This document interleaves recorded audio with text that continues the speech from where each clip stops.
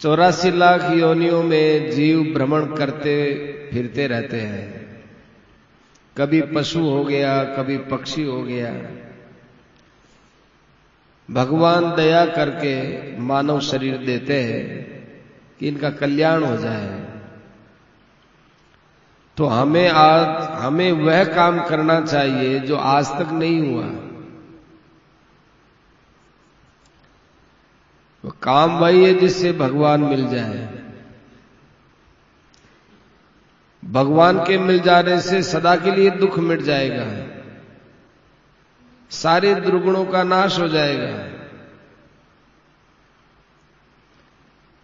मानव शरीर प्राप्त करके भी हम लोगों में दुराचार भरे पड़े हैं। चोरी करना, झूठ बोलना, इन सारे दुर्गुणों का भगवान की कृपा से नाश हो जाए और जो भी व्यसन है, ताश खेलना, चौपड़ खेलना, तंबाकू खाना, मनुष्य में कोई एक दोष थोड़ा ही है, हजारों दोष है। हम तो पाप के पुतले हैं। सारे पाप के नाश के लिए यहां आए हैं और यहां आकर के नए पाप चढ़ा लेते हैं। पाप के नाश का उपाय है तपस्या करना, गंगा जी का दर्शन करना। गीता भवन ऋषिकेश में इधर आते हैं, जंगल है, यहां आना तपस्या है, पाप नष्ट होता है। अपना हृदय मेला है, यह तप करने से, ध्यान करने से स्वच्छ होगा। गंगा में स्नान करने से सारे पाप नष्ट हो जाते हैं। जिस प्रकार अग्नि की पुरानी घास में, जिस प्रकार अग्नि को पुरानी घास में रख देने से सारी घास जल जाती है, इसी प्रकार सारे पाप गंगा जी के दर्शन से नष्ट होते हैं। इस जगह थोड़ा सा पुण्य करे तो महान पुण्य हो जाए, थोड़ा सा भी पाप करे तो महान पाप हो जाए। यहां आकर ब्रह्मचर्य से रहना चाहिए। गंगा जी में मलमूत्र विसर्जन नहीं करना चाहिए। गंगा जी का बड़ा आदर करना चाहिए। गंगा जी नित्य पूजने योग्य है। नित्य पूजा नहीं कर सको तो स्नान करते समय प्रणाम कर लो, आचमन कर लो, गंगा जी का आदर हो गया। 3 बार नहीं तो 2 बार तो स्नान करें। कब ऐसा मौका मिलेगा? अस्तु। सारे जीव दुख पा रहे हैं और कई सुख भी पा रहे हैं। पशु पक्षी मनुष्य सब दुख सुख सब जैसा मिलता है वैसा भोग रहे हैं। किंतु मानव शरीर पाकर ऐसा उपाय करो कि दुख का हरदम नाश हो जाए। प्रहलाद ने भगवान की भक्ति की तो उसका सारा दुख मिट गया।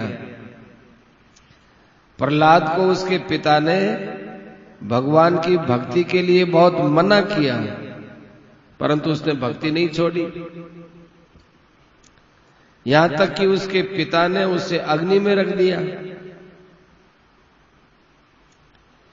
हिरण्यकशिपु की बहन होलिका प्रहलाद को गोद में लेकर अग्नि में बैठ गई। भगवान की कृपा से होलिका तो जल गई, प्रहलाद बच गए। पिता ने पूछा कि तुझे अग्नि ने क्यों नहीं जलाया?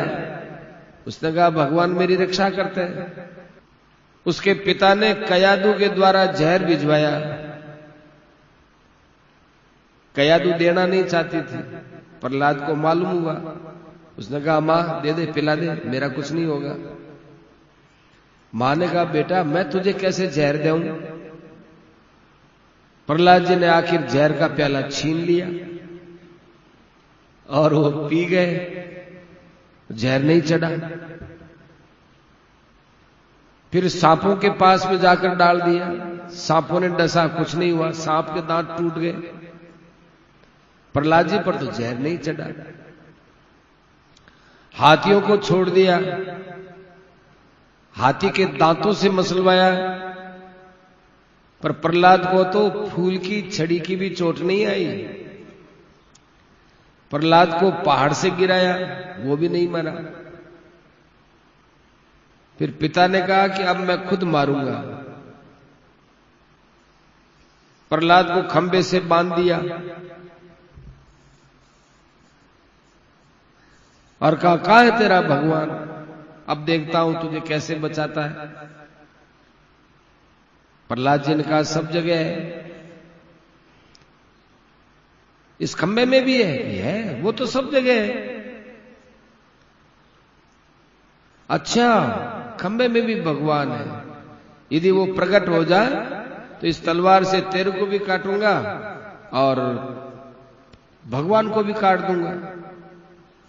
इतने में वो खंबा फट गया, नरसिंह भगवान प्रकट हो गए, हिरण्यकश्यप को गोद में लेकर चीर डाला। उस समय न दिन था न रात्रि थी, संध्या का समय था, न पशु रूप था न मनुष्य रूप था, आधा शरीर मनुष्य का आधा शरीर पशु का। हिरण्यकश्यप को चीर दिया। भगवान का रूप बड़ा विकराल, सब डर गए, कोई निकट नहीं जाए। लक्ष्मी जी को भेजा, वो कहा मैं नहीं जाती। लक्ष्मी जी भी डर गई। प्रहलाद दौड़े दौड़े गए, भगवान ने उठा लिया, चाटने लगे, खूब प्रेम किया और कहा, बेटा मेरे आने में देरी हो गई, मेरे अपराध को क्षमा करना। प्रहलाद ने कहा, प्रभु ये क्या कह रहे हो आप? भगवान ने कहा, अब कोई वरदान मांग। प्रहलाद ने कहा कि मैंने आपकी भक्ति कोई वर मांगने के लिए थोड़े की है, सौदा तो बढ़िया किया करते हैं, मैंने आपकी भक्ति के व्यापार नहीं किया। तो भी भगवान बोले, मुझे बड़ी प्रसन्नता होगी तू मुझसे कुछ मांग ले। प्रहलाद, मुझे तो कोई चीज मांगने की इच्छा है ही नहीं, यदि आप बार बार कहते हैं तो मैं तो यही चाहता हूं कि मांगने की इच्छा कभी होवे ही नहीं। भगवान बहुत प्रसन्न हुए, कहा मेरे लिए, मेरे संतोष के लिए मांग। तो प्रहलाद जी ने कहा कि मेरे पिता ने आपकी भक्ति करने में बाधा पहुंचाई, उनका उद्धार कर दो। भगवान ने कहा कि तेरे जैसा बेटा है, उसका कल्याण कोई बाकी थोड़ा ही है, तेरे प्रताप से तेरी 21 पीढ़ियों का कल्याण होगा। ये भगवान की भक्ति ऐसी चीज है।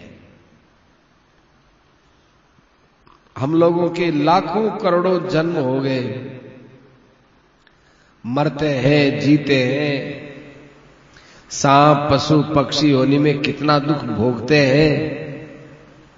अब बताओ, पशु को सर्दी लगे तो कहां से कपड़ा पहने, भूख लगे तो कहां से वो खाए, प्यास लगे तो कहां पानी पिए, कितना दुख मिलता है। हम लोग तो 12 महीने का स्टॉक करके रखते हैं। कुत्ते को कल का ठिकाना नहीं है, कितना कष्ट है, वो कष्ट हम भोग करके आए। और ये भी याद रखो कि हम सदा मनुष्य थोड़े ही रहते रहेंगे, फिर इन्हीं पशु पक्षियों में जाना पड़ सकता है। करोड़ों जन्मों में कदाचित मनुष्य का शरीर मिलता है और उसको भी यूं ही गुमा रहे हैं। अब यदि भगवान का स्मरण नहीं करोगे तो कब करेंगे?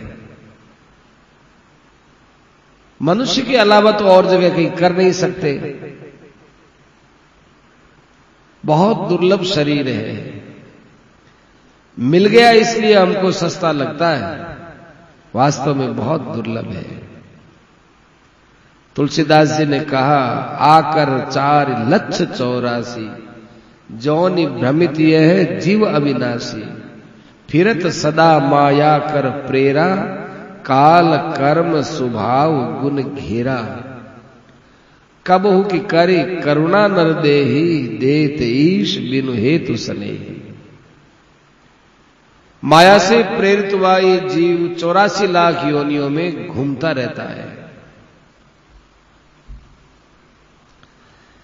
गीता में भी भगवान ने कहा, ईश्वर सर्वभूतानां हृदयेषु तिष्ठति भ्रामयन् सर्वभूतानि यंत्रारूढ़ानि माया। परमात्मा सब भूतों के भीतर स्थिर रहकर सारे जीवों को उनके कर्मों के अनुसार भरमाते रहते हैं। मनुष्य शरीर पाकर जिसने अपना काम नहीं बनाया उसको धिक्कार है। इस जन्म में चूक जाएंगे तो अपना पता ही नहीं लगेगा। सोचो, अपने बाप चले गए, दादा चले गए, पता ही नहीं कहां गए। ये मनुष्य शरीर हाथ से चला जाएगा तो बैठे रोएंगे। इसलिए जब तक मृत्यु दूर है तभी तक जो काम बनाना हो सो बना लेना चाहिए। काम क्या बनाना है? दुख मिटाना है। दुख है वो गधा नहीं मिटा सकता। भगवान ने शरीर, मानव शरीर दिया, बुद्धि दी है, पशुओं को बुद्धि नहीं दी, मनुष्य को ज्ञान दिया है। वो ज्ञान केवल यहां खाने पीने सोने बैठने का इंतजाम के लिए नहीं दिया है। उसका इंतजाम तो भगवान ने अपने हाथ में रखा है, कल्याण करने के लिए दिया है। यदि ये चेष्टा करे तो भावी दुख को सदा के लिए मिटा सकता है। इसलिए चेष्टा करनी चाहिए, अन्यथा हमारी मूर्खता ही समझी जाएगी। प्रथम तो भगवान ने हमें मानव शरीर दिया। भारतवर्ष सबसे अच्छा स्थान है, उसमें हमारा जन्म हो गया। कहीं यूरोप में, अफ्रीका में, रूस में जाकर पैदा हो जाते तो यूं ही मर जाते। तीसरी, भगवान की कृपा हुई कि सनातन धर्म में पैदा हुए। चौथी ये कृपा हुई कि अपने को सत्संग मिलता है। सत्संग बहुत मुश्किल से मिलता है। फिर तीर्थ स्थान मिल जाए, भजन ध्यान करने का मौका मिल जाए, कानों से सत्संग की बात सुनो, मन से ध्यान करो और शरीर से सेवा करो। इस जगह सेवा करने का बड़ा महात्म्य है। जो भाई आए सबको शामिल करो, बड़े प्रेम से बुलाकर। हम बद्रीनाथ जाए, हमारे साथ कोई जा रहा है, बीमार हो गया, तो उसको यदि छोड़ दें और बद्रीनारायण नाराज हो जाएंगे, उसको छोड़ के मत जाओ, सेवा करो। महाभारत स्वर्गारोहण पर्व की कथा है। पांडव लोग बद्रीनारायण गए। युधिष्ठिर ने साथ आए कुत्ते को नहीं छोड़ा। उसके लिए स्वर्ग में बाधा पड़ी। युधिष्ठिर ने कहा कोई बात नहीं, स्वर्ग नहीं चाहिए, हम कुत्ते को नहीं छोड़ सकते। तीर्थों में आकर क्या करना चाहिए? संसार में 4 पदार्थ हैं, धर्म, अर्थ, काम और मोक्ष। तो तीर्थों में और सत्संग में रुपया कमाने का तो काम है नहीं, यहां तो रुपये खर्च होते हैं। अब 3 चीज बची। कामना करना तो नीचे दर्जे की बात है। गंगा जी के पास आए, छोटी छोटी चीजें मांगने लग गए। राजा के पास गए और घोड़े का दाना मांगा। गंगा जी से कहा कि बेटा दे दो, रोग मिटा दो। कैसी मूर्खता है। मांगने से यदि देने का जिसमें स्वभाव है तो ऊंची चीज मांगो। कहो गंगा जी भगवान की भक्ति दो। कई लोग धर्म के पालन के लिए, स्वर्ग की प्राप्ति के लिए आते हैं, वह भी नीचे दर्जे की चीज है। अपने जितने यहां बैठे हैं कोई बाकी नहीं जो स्वर्ग कभी गया ही ना हो। न जाने कितनी बार स्वर्ग में जाके आए हैं, न जाने कितनी बार नरक में जाके आए हैं, सब जगह घूम घाम करके आ गए। अब ये मानव शरीर मिल गया तो ये एक तरह से और जगह जाने का रास्ता बंद करने का जगह है। फिर भी हम लोग ध्यान नहीं देते तो रास्ता उधर ही रास्ते पर चले जाते हैं। मरने के समय जिस प्रकार दुख होता है उससे भी ज्यादा दुख स्वर्ग से गिराए जाने पर होता है। मनुष्य शरीर भोग भोगने के लिए नहीं मिला है। भोग तो कुत्ते भी भोगते हैं, हम भी सोते हैं, गधे भी सोते हैं, सभी जीव हैं, भोजन करते हैं, खाते हैं, पीते हैं, पड़े रहते हैं। ये कोई सुख है क्या? ये सुख नहीं है। मनुष्य जन्म तो अपनी आत्मा के कल्याण के लिए मिला है। तुलसीदास जी कहते हैं, एहि तनु कर फल विषयन भाई, स्वर्गहु स्वल्प अंत दुखदाई। विषय भोग भोगना एवं स्वर्ग में जाना, इस शरीर के मिलने का ये इतना ही सुख नहीं है। मनुष्य शरीर पाकर ईश्वर की भक्ति विशेषता से करनी चाहिए। धर्म का पालन विशेषता से करना चाहिए। धर्म भी ईश्वर की भक्ति के लिए करे। हरदम एक ही बात रहे कि भगवान कैसे मिले, भगवान कैसे मिले। जैसे लोभी आदमी रुपया कैसे मिले,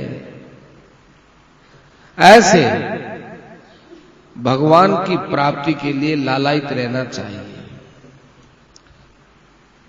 यदि विषयों में कहीं मन लगा दिया तो बड़ी दुर्दशा होगी। मानव शरीर प्राप्त करके अपना उद्धार नहीं किया वो मूर्ख है, निंदा का पात्र है। एक पशु है वो मरता है, वो भी किसी न किसी और शरीर में जाएगा, और एक मनुष्य मरता है वो भी पशु शरीर में जाएगा। तो दोनों में मनुष्य के मरने के बाद जब पशु शरीर में जाता है बहुत दुख होता है, दुर्गति मानी जाती है। मनुष्य को तो पशु को तो मरते समय ज्ञान थोड़ा ही है, क्योंकि मनुष्य मरता है तो वो आत्महत्या का पाप करते हुए मरता है। अपना उद्धार नहीं करना है, ये आत्महत्या ही करना है। आत्महत्यारे की जो दुर्गति होती है वही दुर्गति उसकी होती है जो आत्मा का कल्याण नहीं करता है। समझावे है। देखो वेदों में कहा है, असुरिया नाम ते लोका अंधेन तमसा वृता। जो आत्महत्या करके मरता है वो घोर अंधकार में पड़ता है, महारौरव आदि नरक में पड़ता है। रौरव नाम ही है, पड़े रहो, रोते ही रहो, रोते ही रहो। वहां रूरू नाम के कीड़े आते हैं, वो खाते रहते हैं। कुंभीपाक नरक की आकृति घड़े की तरह होती है। कुंभीपाक, उसमें पापी जीवों को डालकर नीचे से आग लगाकर पकाया जाता है। जो पक्षियों को, जानवरों को खाता है उसे नरक में बांध देते हैं। पक्षी आकर चारों ओर से उसको खाते रहते हैं, वर्षों तक वो खाते रहते हैं, पीड़ित होता रहता है। ऐसे नरक पाप करने वालों को मिलते हैं। आत्महत्या करना महापाप है। हम लोग गंगा जी आए हैं, क्यों आए हैं? यहां व्रत लेने के लिए, प्रतिज्ञा करने के लिए कि भविष्य में पाप नहीं करेंगे। यदि भविष्य में पाप नहीं करेंगे तो पीछे के सारे पाप नष्ट हो जाएंगे। कितनी पाप को जो है समाप्त करने की सरल विधि बताएं। किसी प्रकार का नशा करना, चोरी डकैती करना बड़ा पाप है। अपने तो ये बात याद रखनी चाहिए कि आज से कीड़ी को भी दुख नहीं देंगे। चाहे मांग करके काम चला लें। अरे पेट तो कुत्ता पशु पक्षी भी भरते हैं। सज्जनों, थोड़े दिन का, थोड़े जीवन का, अपने थोड़े जीवन के लिए क्यों पाप करो? भजन में लगो। भजन करने से सारे पाप नष्ट होंगे। जब ही नाम हृदय धर्यो भयो पाप को नाश, मानो चिनगी अग्नि की पड़े पुरानी घास। भगवान का नाम हृदय में धारण किया, सारे पाप नष्ट होंगे। ये विश्वास रखना चाहिए कि पापी से पापी भी क्यों न हो, उसका भी जल्दी कल्याण हो सकता है। तभी तो भगवान के भजन का महत्व है। भगवान के भजन से सारी बात स्वतः बन जाती है। हमें सत्संग में आकर यही बात समझनी चाहिए। गंगा जी के किनारे आए हो, 2 समय स्नान, भजन, ध्यान, सत्संग, बस। कानों से भगवान का नाम सुने, वाणी से भगवान का नाम जपें, मन से भगवान का ध्यान करें। और खास बात कि ये समझे कि हर समय भगवान मेरे साथ है। मेरे से भगवान दूर है ऐसा कभी नहीं समझे। ये सब बातें आपके और मेरे बहुत काम की हैं। अपने घर की तो बात है नहीं, गीता जी की है, ऋषियों मुनियों की है। भगवान तो केवल भक्ति देखते हैं। ध्रुव जी की कितनी अवस्था थी, बेलनी की क्या जाति थी। 5 वर्ष के बालक में बुद्धि हुआ करती है क्या? इसलिए भगवान न जात पात देखते न उम्र देखते। भगवान तो केवल प्रेम को देखते हैं। रामई केवल प्रेम पियारा, जान ले जो जाननी हारा। इसलिए भगवान से प्रेम करना चाहिए।